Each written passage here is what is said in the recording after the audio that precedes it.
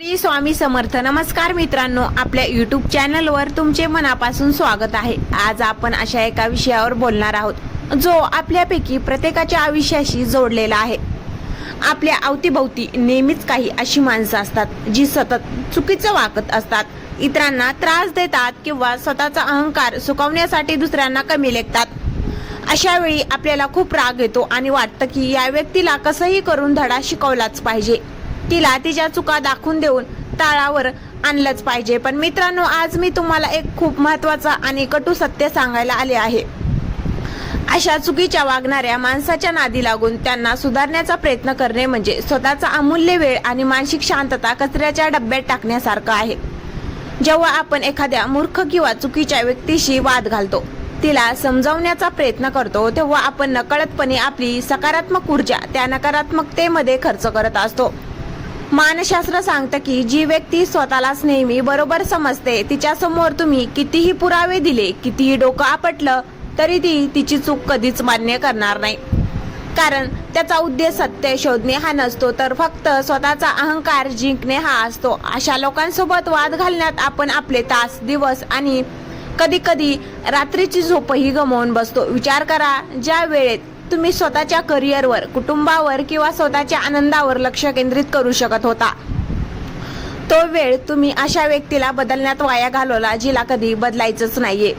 चुकीच्या व्यक्तीला ताळावर आणायचा सर्वात उत्तम आणि प्रभावी नियम म्हणजे नियम विनावाद आणि संपूर्ण दुर्लक्ष होय, ज्याला इंग्रजीत सायलेन्स किंवा इग्नोरन्स म्हणतात. जेव्हा तुम्ही अशा लोकांच्या कृत्यावर प्रतिक्रिया देणं बंद करता, तेव्हा त्याची खरी खोची होते. कारण त्यांना तुमच्याकडून मिळणाऱ्या प्रतिक्रियेची रिॲक्शन भूक असते.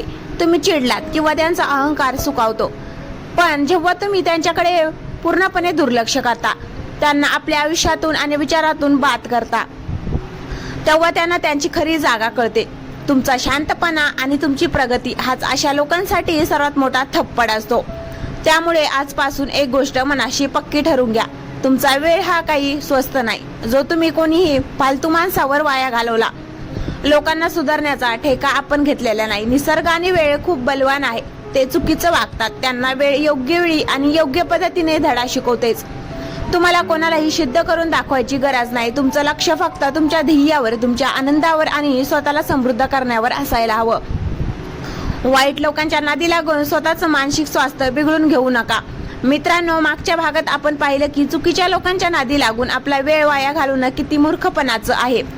पण आता प्रश्न पडतो की जर ही माणसं आपल्या रोजच्या जगण्यातली असतील, समजा कार्यालयातील असतील किंवा नात्यातली असतील, तर नेमकं वागायचं कसं? कारण प्रत्येक वेळी आपण तिथून पळून जाऊ शकत नाही. अशा वेळी दुसरा सर्वात मोठा नियम काम करतो, ज्याला म्हणतात इमोशनल डिटॅचमेंट, म्हणजेच मानसिकदृष्ट्या अलिप्त होणं. याचा सोपा अर्थ असा की त्या व्यक्तीचं अस्तित्व तिथे आहे हे मान्य करायचं, पण तिच्या बोलण्याला किंवा वागण्याला आपल्या मनाचा ताबा घेऊ द्यायचा नाही. ती व्यक्ती समोर आली की स्वतःच्या मनाला बजावायचं, हा माणूस असाच आहे, याच्याकडून चांगल्या वर्तनाची अपेक्षा ठेवणे ही माझी चूक आहे.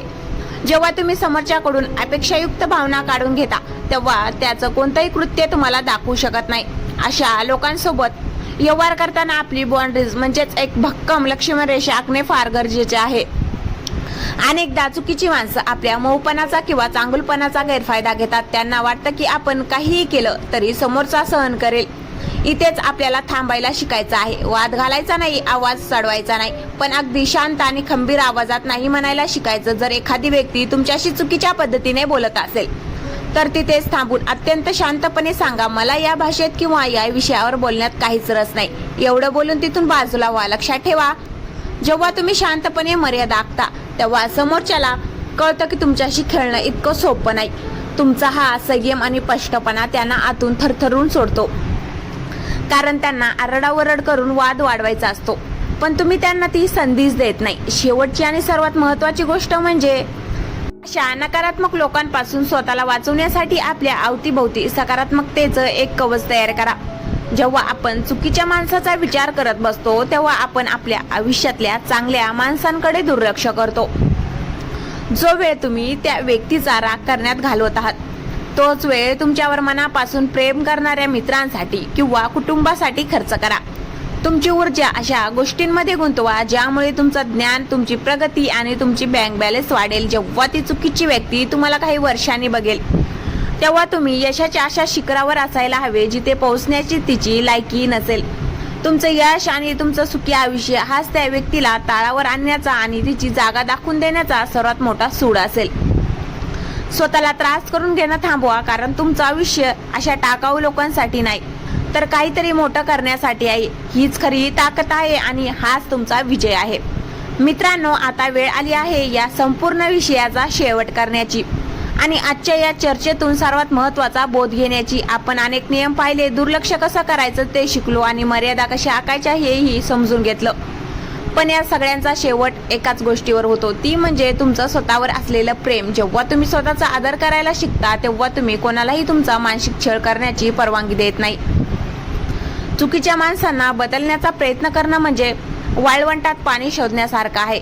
तिथे तुम्हाला फक्त थकवा आणि निराशाच मिळेल. त्यामुळे त्यांना बदलण्याचा हट्ट सोडा आणि स्वतःला घडवण्यावर पूर्ण लक्ष केंद्रित करा. शेवटी एवढंच लक्षात ठेवा, आयुष्य खूप महान आहे आणि ते अत्यंत सुंदर आहे. आपल्याकडे मर्यादित वेळ आणि मर्यादित ऊर्जा आहे. ती ऊर्जा अशा लोकांवर का वाया घालवायची ज्यांच्या येण्या जाण्याने तुमच्या अस्तित्वाला काहीच फरक पडत नाही. निसर्गाचा एक नियम आहे, जो जसं पेरतो तसंच उगवतो. त्यामुळे चुकीच्या माणसांना धडा शिकवायचं काम काळावर आणि नियतेवर सोडून द्या. काळ हा सर्वात मोठा शिक्षक असतो. तो प्रत्येकाला त्याची योग्य जागा आणि लायकी दाखवून देतोच. तुम्हाला स्वतःचा हात घाण करायची किंवा आपला अमूल्य वेळ घालवायची अजिबात गरज नाही. तुम्ही फक्त तुमचे पंख पसरा, उंच उडान घ्या आणि यशाचं असं शिखर गाठा की जिथून या लोकांनी नकारात्मकता तुमच्यापर्यंत पोहोचूच शकणार नाही. मित्रांनो, मागच्या भागात आपण या विषयाचा शेवट केला होता, पण तुमच्यापैकी अनेकांचे मला असे मेसेज आले की कमेंट आले की ताई, आम्ही मानसिकदृष्ट्या लांब राहायचा प्रयत्न तर करतो, पण काही वेळा ती चुकीची व्यक्ती इतकी थराला जाते की आपल्याला समोरून त्रास देणं थांबतच नाही. अशा वेळी नक्की काय करायचं? म्हणूनच आजचा हा विशेष भाग खास तुमच्यासाठी आहे, जिथे आपण पाहणार आहोत की जेव्हा परिस्थिती हाताबाहेर जाते तेव्हा शांत राहू नये, समोरच्याचा गेम कसा उलटवायचा.